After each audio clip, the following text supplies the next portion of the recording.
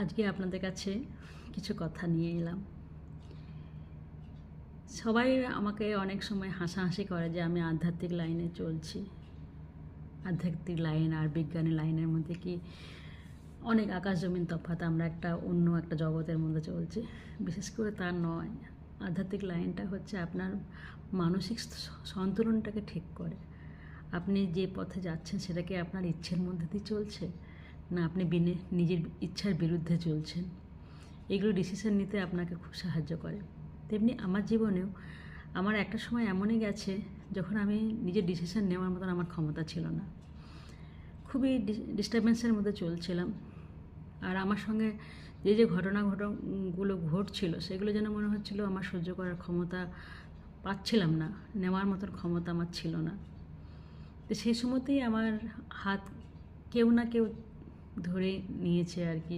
ওই সময় আমার বান্ধবী আমাকে প্রচণ্ডভাবে হেল্প করেছে। তো ইউনিভার্স আপনার জন্যে অপেক্ষা করে আছে, আপনি কখন জাগবেন। আমি যখন প্রথম ধ্যানে এলাম তখন আমি নিদ্রিত অবস্থায় ছিলাম।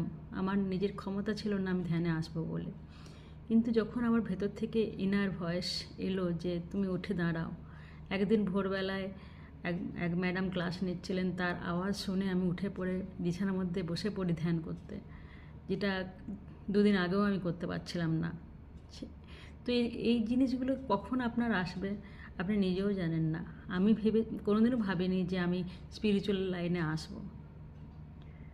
তো সুতরাং আমাদের জীবনে যে কখন কার কি হয় কেউ বলতে পারে না, কিন্তু যখন আপনি এই লাইনটা চুজ করে নেবেন। আমার জীবনে আমি যেটা বুঝতে পেরেছি, আমার নিজের ডিসিশন নেওয়ার ক্ষমতা আমার এসেছে। নিজে কিভাবে বাঁচবো আমি নিজের ডিসিশন আমি নিজে নিতে পারি।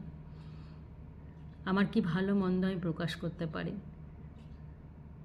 কোনটা খারাপ, কোনটা মন্দ, কোনটা নেব, কোনটা নেব না, সেটা সম্পর্কেও আমার জ্ঞান হয়ে যায়। সামনের লোকটা কি বলতে চায়, সে আমার সঙ্গে মিত্র না শত্রু সেটাও বুঝতে পারি। একমাত্র নিজের মধ্যে থাকা, মেডিটেশনের মধ্যে থাকা, বেশিক্ষণ তো সময় নয়, 1/2 hour নিজের মধ্যে থাকা, আর কিছুই না। তো সুতরাং যে সবাই বলে না যে মেডিটেশন লাইন কী করছে, কী কথাবার্তা বলছে, এগুলো অ্যাকচুয়ালি কিছুই না। কোনো ঈশ্বরের নাম ধাম আমি কিছু করি না, শুধু নিজের মধ্যে নিজের শ্বাসকে দেখতে থাকি। আর শ্বাস আসা যাওয়ার রাস্তাটাকে আমি কিছুক্ষণ নিজের মধ্যে দেখতে থাকি। কোনো ভগবানেরও নাম নিই, কোনো ঈশ্বর আল্লাহরও নাম নিই, কোনো গডেরও নাম নিই না, শুধু নিজের মধ্যে থাকি আমি। তো দেখুন, যদি করতে পারেন আপনার মধ্যেও চেঞ্জেস আসবে।